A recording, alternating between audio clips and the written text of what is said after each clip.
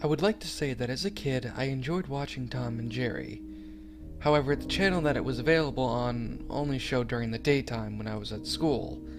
I kept asking my mother for DVDs of the show, but she refused my request, given the violent nature of the show. Over time, my house had gotten pretty messy. We had too many items of clothing and boxes of stuff that we mostly didn't need. My mom finally decided to clean out the house, having me help her out. We got through a majority of the rooms that had garbage bags full of stuff to donate, and we had one room left, the media room. While she cleaned off a desk, I attempted to clear out a closet, removing most of the clothing that revealed a stack of wooden boxes in the back of the closet. Curious, I opened the box, revealing a collection of VHS tapes. A lot of great movies were in the collection, from classic Disney movies to the Godfather trilogy to Gone with the Wind. I kept searching through the collection until I came across something that I would have never expected. A copy of Tom and Jerry's 50th birthday classics on VHS. Surprisingly, the copy was unopened, still in its original copy in plastic wrap. I asked my mom, "Hey, where did you get this from? I don't remember you buying this." My mom then got a shocked expression on her face and she hung her head. She proceeded to explain that it was a gift from my aunt that was supposed to be given to me on my 7th birthday. I asked why I didn't receive this gift. My mom then explained that shortly before my birthday, my aunt was involved in a robbery. She elaborated that 2 crackheads entered her home and started taking some of her belongings. My aunt woke up and noticed 2 men wearing sheets over their heads. The man ran up to her and beat her senseless. Her face was bloody and bruised, and she had a really hideous black eye. And there was even a claim that a lock of her hair had been ripped out. The men then forced her to lay down on her stomach and proceeded to behead her with a tactical axe.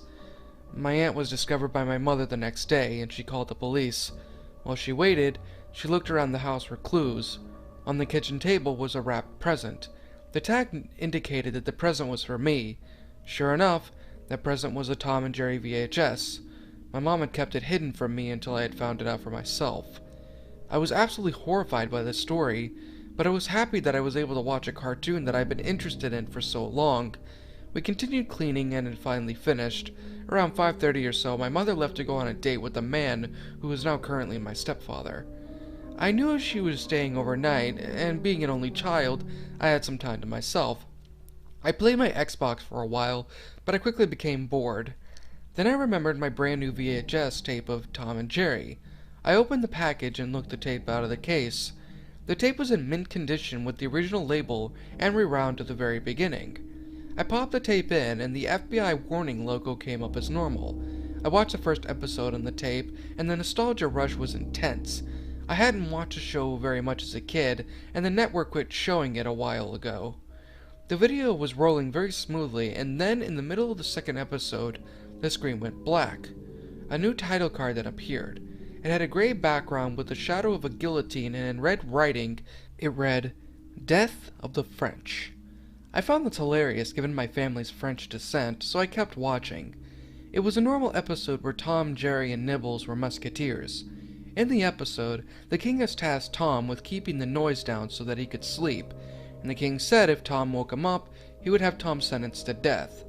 Tom gave a saluting gesture and the king went to sleep. The episode continued as usual, but something didn't seem right. I rewound the tape and looked closer. What I found was very disturbing. The violence was more detailed and gory than I ever remembered it. For example, there was a part where Tom used a knife to stop Jerry from running away by holding the knife on Jerry's tail. Instead of holding Jerry down, the knife completely chopped off Jerry's tail and blood started dripping out of it. It wasn't exactly gushing, but a trail of it was created as Jerry ran away. In the next shot, his tail was back to normal. Events like this happened with things like Tom's tail getting chopped off, Tom's eye being gouged out by a cork, and even Tom being split in half, showing photorealistic insides. At the end of the episode, the king is awoken and Tom is taken for execution. The next shot shows Jerry and Nibbles walking down an old-fashioned French street, eating sausages and cheeses, when they hear the sound of a crowd chanting. The camera goes to Jerry's point of view as he looks above at a guillotine. I was told by a friend that normally you only saw the blade come down and hear the sound of it banging against the wood. and then it would cut to the mice. However, this time, the blade didn't fall. Instead, the shot went to Tom being brought to the guillotine by 2 guards, and the king. The crowd kept yelling. I even heard phrases such as, "Kill him!" and "We want blood!" I could see Tom physically becoming enraged and started resisting the guards, kicking one of them in the knee. The crowd went insane, yelling even louder, and the king yelled, "End it! Do it now!" 2 men then appeared dressed as old-fashioned executioners, mask and all. They ran up to Tom and proceeded to beat him to the ground. Looking closer, you could see Tom's face bloody and bruised, and even a lock of hair had been pulled out. After a good beating, Tom was forced to lie down inside the guillotine and was immediately beheaded. His body was still visible while his head disappeared into a basket. Blood was realistically spewing from the neck. It started strong and then proceeded to just drip from the neck. The next shot was a close-up of Tom's bloody and beaten face in the basket. Tom's eyes were blinking for a few seconds as the camera zoomed out, but the blinking stopped. The short then cut to the mice, just like in the episode. Nibbles says, "Poor, poor pussycat," and him and Jerry continue eating and walking. The shot then went back to the guillotine, which now had blood all over its bottom. From the basket, a spirit of Tom was rising up. The figure was bleached white, and Tom's eyes were black and not blinking from what I saw. The spirit rose outside of the frame, and then the episode cut to static. The static lasted for a few seconds, and now the portion playing was from another episode in which Tom goes to heaven. Tom was still bleached white, and his eyes were still blank. It cut to the portion where Tom tries to sneak past a ticket collector. The ticket collector catches Tom and calls him out on the horrible things he had done to Jerry. The ticket collector says that if Tom doesn't receive forgiveness from Jerry, he'll go to hell. When the ticket collector said that Tom would go to hell, the ticket collector's voice turned very deep and demonic. The voice gave me chills just looking at it.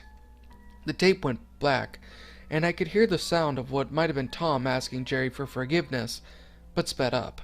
I could hear the sound of a bell ringing very loudly, and then the voice of the tax collector saying, "I'm sorry, Tom." The image finally showed Tom falling down into a large pit. He was still bleached white, but this time his eyes were red with no pupils. Finally, Tom landed in a cauldron, and he does a very falsetto, spine-chilling scream. The devil, aka Spike the Bulldog with horns, starts laughing, but his original laugh was deepened and slowed down. The devil also used his prolonged end of his pitchfork to shove Tom deep into the cauldron. Instead of pushing Tom in, however, the pitchfork stabbed Tom, and all the holes created by the pitchfork were visible. Tom also appeared to have his skin progressively burned and peeled off, revealing realistic muscle and tissue underneath. I rewound the tape to the beginning and noticed that the episode started at 11:34. At this point, I had to stop the video. I immediately ejected the tape and placed it in its case. I placed a case on top of the desk in the media room. I had trouble sleeping that night, so I stayed up the rest of the night playing League of Legends, hoping that it would get my mind off the horrifying, child-ruining tape. At around 3 a.m., I attempted to sleep again and succeeded. The next day, I decided to find the tape so I could finish the footage just out of curiosity. I looked on the desk and around the media room, but I couldn't find it. I found out that my mom had donated the tape along with the others to a Goodwill store. I drove to the Goodwill, but it was already sold. It was sad that I had lost such a rare tape. Fortunately, I was able to distract myself with my video games and working on projects for school that I was safe from nightmares.